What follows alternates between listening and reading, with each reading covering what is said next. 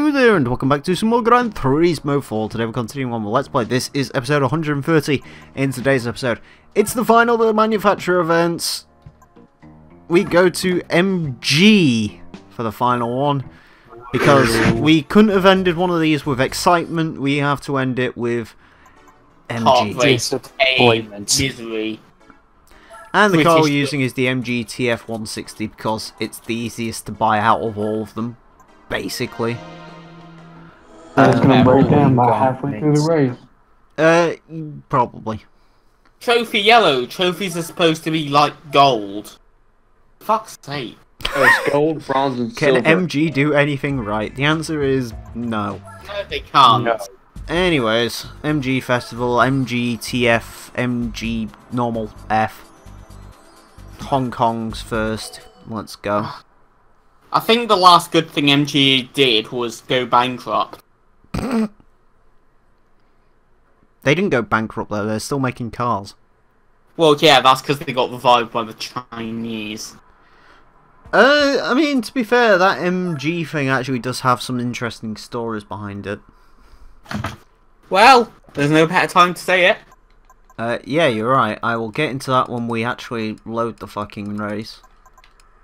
Good call. Good call. Because I've got to turn my aids off. Mm-hmm. I also just thought, and I don't want to jinx myself, but I don't think I've lost a single race tonight. No, you haven't. Because they said, Not see you yet. later, boy. I am a racer, boy. He didn't win enough for her. Now I've stole your bitch. What are you gonna do? If I'm stealing your bitch, you know you've got an issue. Anyways. Are we actually gonna overtake someone on the fucking start-finish straight? Not quite. Time for excitement. Anyways, fun fact about MG. They, apart from the fact they now build cars in China and bring them over here instead of building them over here now. The Longbridge factory, right, they reopened it to make the cars, correct? Fun fact about that, they only reopened part of the Longbridge factory. Because it's a big fucking factory. Yeah, too big for them. Yeah. Here's the thing they didn't do. They didn't add... Because they only use one small portion of the factory, they don't use the rest of it. So it's still completely abandoned. You could go on the internet and look at this. Like, there's still, like, rotting old body shells of, like, Rover 75s waiting to be painted and, like, important paperwork all over the floor. Really? Yeah. You can look up the images from Longbridge because they only had 25 people working at the new MG factory. Oh, wait, I know what you mean. That's why when people go, I saw a video. There is part of it that is fucking shit. Then you go somewhere and you have the shell of the new cars. Yeah. But everything else is fucking shit. Yeah, they found when they were clearing out the tunnels, which they had to do for like the part restoration to bring the factory online, they found an old Mini down there that had been crushed by a storage container. And they sold it for a lot of money or something like No, that. no, they didn't make that much money. It was worth like £2,000 in typical British Leyland fashion, but the problem is it's a completely rusted out shell because everything that was like in the car got nicked out of it a long time ago. Yeah, I mean, they took what they could take out of it, and they just left everything that was fucked up to rot. Yeah, it's like BMW when they have their cars that they cart around the factory, those like M-powered fucking pickup trucks, they leave them alone and put them in a nice little factory. When British Leyland loses their thingy car, they'll just leave it there and nick the bits out of it. Such is the way of British Leyland. Yeah. Or was. Was because I don't think they are there to talk about it anymore. Well, they're dead. Yeah. Very dead now.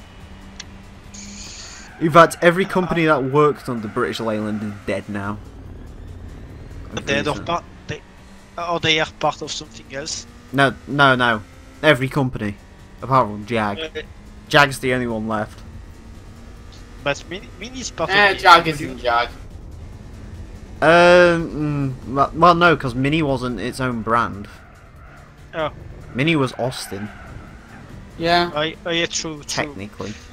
Yeah, and that. Yeah, wasn't that sold to BMW with Rover, and then when BMW threw Rover away, they just kept the Mini brand? Yeah.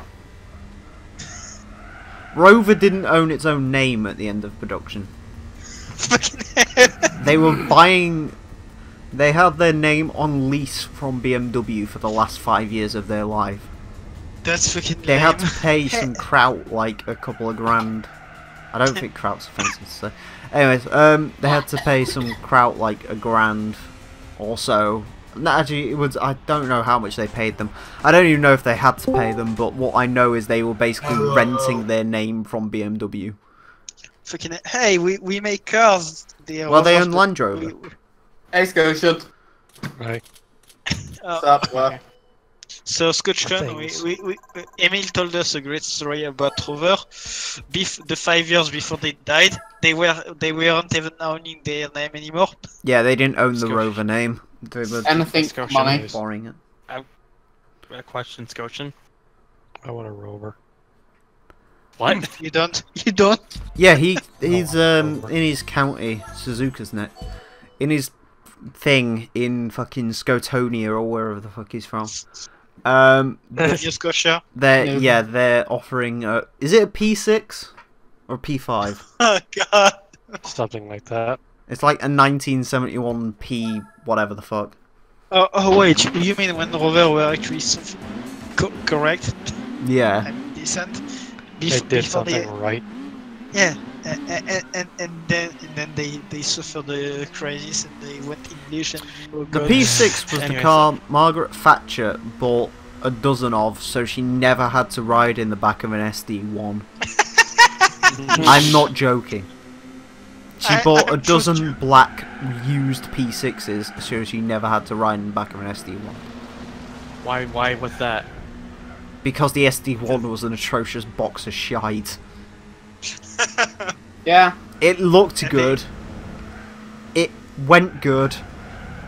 It was great for the 5 minutes you picked it up from the showroom, and then it all went to shit. So you mean it's like the Velsatis? It looks good. It might No, be good, no, because the Velsatis didn't. You got it home, stuck it in a garage, and then water would enter the fucking glove compartment and flush your fucking service book out. What? Yeah, that was a thing that happened. What happened? There was Say a it thing again? where they had to stop selling cars with wiper motors because everyone went on strike. Occasionally, as the cars were coming down the factory line, someone would accidentally damage the door, so they'd just chuck a load of filler at it. So there was a brand new car with a massive slob of just filler stuck in the thing that got covered by the door panel. Oh, Renault never changed. Not Renault, Rover. This is Rover. This is the Still, both SD1. never changed. Yeah. Well, they can't change anymore. They're dead. Good. What else is a fun story about the SD1? Yeah, it leaked a lot. It wasn't a great car. And then there was the Metro. That wasn't so good either. Those like to rust after 2 years of ownership. Yeah, the fuel filler was mounted behind the back wheel, or in front of the back wheel, so that when you got in a crash, it almost caught fire and spilled fuel everywhere. They were selling them in 1984. They were still selling them to run on lead fuel, and they didn't change that until 1989, like right when the legislation came in saying that you had to have unleaded fuel. What else is there? There's some other good stories about. And after all of that, they still refused to bear the Maestro's name. Yes. Yeah, they didn't want the Maestro or the Montego. Because they were too upper class for that. Meanwhile, as they fucking spew out the Rover Metro. And then eventually the Rover 100 series. Which there's a racing league for them fucking things now. Well, what else can you do with them? Well, I won't want to race one of them. Have you seen how they did in that crash test? Yeah, I did. You need one hell of a fucking roll cage for that bastard. It's like, hey, I've got an idea. Oh, what's that, Jim? Let's do Vauxhall Astra convertible racing. Oh, that sounds like a great idea, Jim. Let's be honest, they're over 100 your knees are the crumple zone. No matter what you do. I mean, I've got one as a doorstop, personally. Just sort of smash a door into it and you know, oh, the door won't open anymore. Paris! Chris Harris is the dick. Whoa, so mean. Yeah, I don't like Chris Harris. Rover once did a special edition of the Rover 200 where the car was British Racing Green, but it had orange highlights on it. Including an orange grille, orange interior, in a green car. Wait, which car was this? The Rover 200 BRM. Oh, yeah, but, well, I mean... Oh! Wait, a Brabham race? BRM, yeah. Yeah, Brabham. Oh, that's really bad. Yeah. Why did they do that? Then there was the time Rover made a jet car. What? That thankfully didn't enter production. What other great Rover stories? Oh! I've got a couple of British Leyland stories from the Clarkson documentary I watched. Yeah, go on. There's that thing when they found out the Austin 1800 was too wide to go through the bridge connecting the paint booth to the actual manufacturing facility. So what they had to do is get the cars unpainted, loaded onto a truck, and drive a quarter-mile down the road in all weathers. Bear in mind the cars were just uncovered, just on show. Just, you know, bits of salt and shit can get on there when they're unpainted and just get driven into the paint shop. It is the Leyland way. Yeah. I think Ross was a factory option. There was some of the wiring was so bad where if you pulled the electric window switch, the horn would blow or all the windows would go down at once. Yeah. Wait, wasn't it a Rover in that Top Gear episode where they actually started it in a stupid way? Huh? But wasn't it a Rover that Amon had in a Top Gear video and where they were able to start it with the key or something by? Oh no, that was the Nova SRI. Yeah, that was Nova. I mean, No, there's a difference. People wanted to steal Nova SRAs, no one wanted a Rover. You take the hazard switch out, you put it in upside down, and it just powers on. That is actually a thing it does as well. Yeah. Vauxhall quality, what can I say? I mean, that's how I'd start a Nova if I had one. Yeah, just wagger. It's the traditional way. Yeah, Rover was a interesting group of people. Interestingly enough, this car, the Rover MG, or the MGTF 160, this was technically in production for like 12 years. Because you could buy, in 2008, for £50,000, you could buy a limited 500 model. Wow. Which was a little bit longer, a little bit fatter, and built in China. And they sold all 500 of those. Undoubtedly to people who wear really bad hats. Yeah, that looks like a hat that you'd... Rover. That looks like a car you'd wear if you was a cat.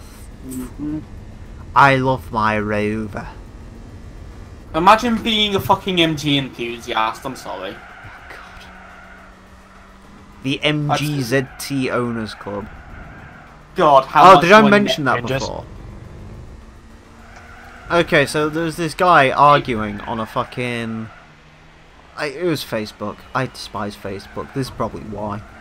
Anyways, there's a guy who posted your typical fucking picture. It was like of a shopping cart and it said Honda on it or something like that. You know, fucking joke against Civic or whatever, right? So some guy posted on it and said, "What car do you drive?" And he said, MGZR. Alright. To which this guy replied, "Wait, hasn't that got a Honda engine in it?" He's like, "No, mate, it's a different version of the K-Series, different engine." Rah, rah, rah, rah, rah. So this guy was just like, "You sure about that?" And he said, Yeah, 1 sec. And he fucking got the MGZR Owners Club to join in. Now, I don't know about you. Look up a picture of the MGZR if you don't know what it is at home. But I have never wanted to join an owners club less than the MGZR Owners Club. The Vauxhall Corsa Owners Club probably has more sense. I'll be back soon. Okay. Listen. I like how I search MGZR for a reference. The third picture is one from Fast Car magazine. Yeah. Yeah, I'm fucking sure of it, mate. Do you really want to join that owners club? No. I'd rather cut my penis off Do with a rusty you really hacksaw. want to hurt me? Which I think is prerequisite to owning an MGZR, honestly, cutting your knob off. Yeah, fucking... The thing I used to love about the MGZR before all old people bought Peugeot 208s instead, I used to love it when you saw, and I've seen this before, it was amazing. I saw this woman who was literally 90 years old behind the wheel of a bright yellow MGZR. I didn't know what to make of it at first, and then I realised, do you know why she bought an MGZR? Why? Because old people are like, oh, it must be a better trim level of the Rover 25. And that's really what the MGZR is. And yes, Mr. It's not related to a Honda engine. Sorry to burst your bubble, but the K-Series is kind of related to a Honda engine. Yeah. Because Honda sort of taught Rover how to make engines properly. And even that didn't really work because the K-Series has a lovely knack for blowing head gaskets all over the shop. And that, ladies and gentlemen, is why you don't really see that many first-gen Lotus Elises still around. Oh yeah, I or forgot that. first-gear Lotus Elise second-gens.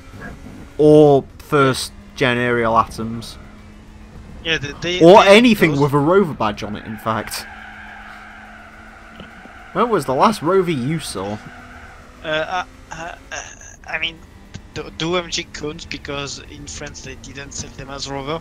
I don't think so. Actually, they did for some.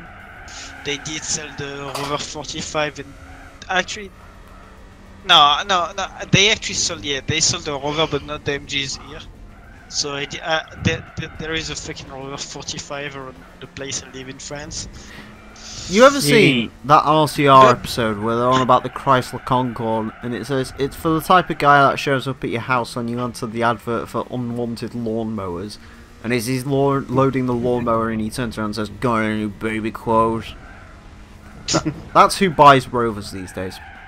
Particularly the 45. The last Rover 45 I saw was owned by someone who was like, "You're literally too poor to afford a Chrysler Neon."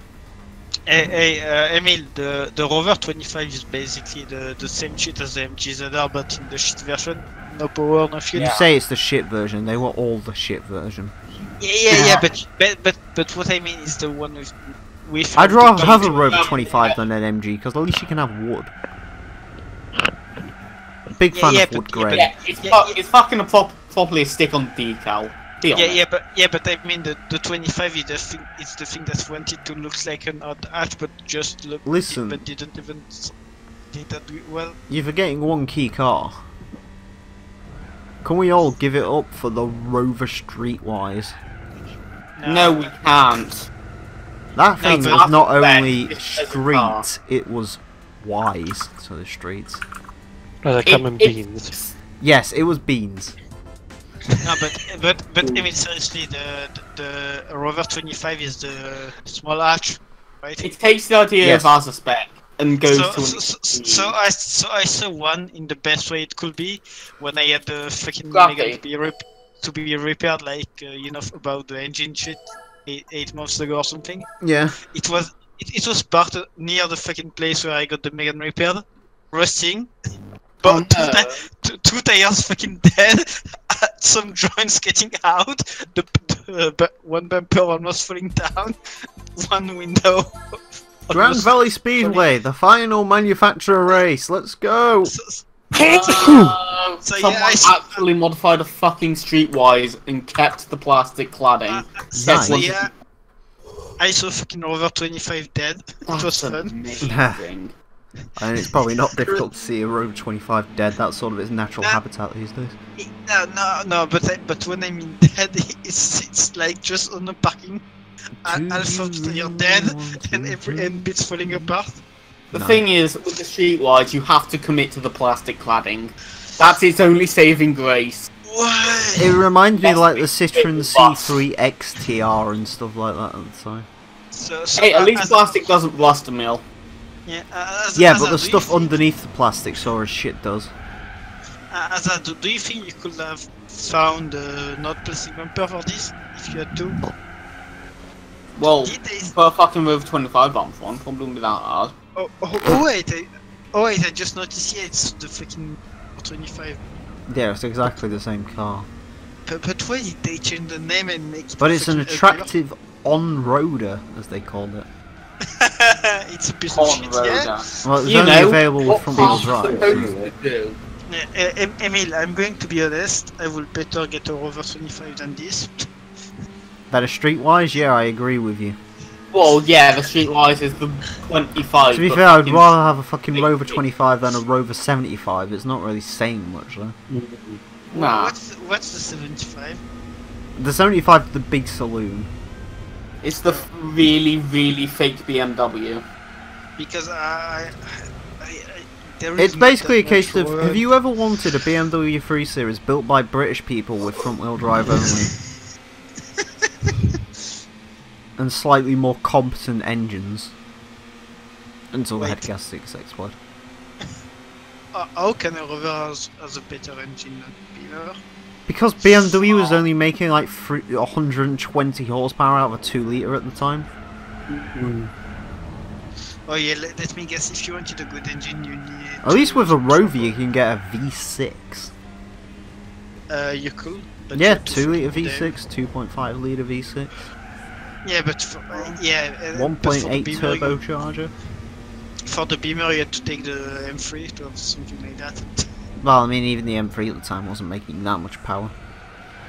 Really? It's like 330 horsepower from like an E46 or something. Yeah. That's why the E46 is shit. Fight me. The E13... It's probably the slowest of all the M3s. I mean, yeah, the E36 probably weighs less. I mean, yeah, I think that's the thing. It actually weighs more than the E36. I mean, I'm chopping the E30 out of that because the E30 obviously is like the slowest because it's got no power. But yeah, but talking about E13, I think I saw one of the same generation Beamer, but not a 3 Series. It's over! Yay! You can say if it was an E44, so 5.7, E48, I think, or whatever the second series was. But yeah, I saw one of those old Beamers with mesh wheels. Mesh wheels are for gays. Nice. Anyways, that's our final 3 grand from the manufacturer races. Let's see what the final prize car is from manufacturer races. I wonder what. Hey, if mesh wheels are for gays, why don't you put them in your shitty car? I'd never do that. That's fucking stupid. And the final prize car is... But you're gay. Oh, of course it is.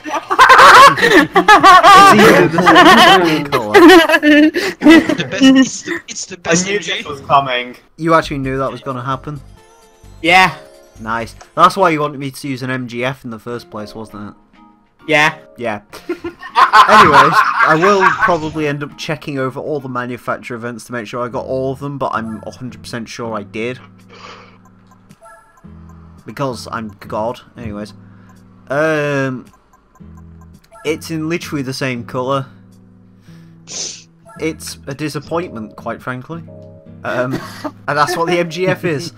Anyways. What a fitting way to end the series. 86.5% completion. 3,000 A-spec miles, 240 cars owned, 164 prize cars. Yeah, things are shaking up for the second to last leg of the game, which is the extreme events, which is going to be way easier for me to navigate to at the start of these videos because it's literally there. Anyways, Thank you all very much for watching. Join us for the start of the extreme events, and until then, farewell.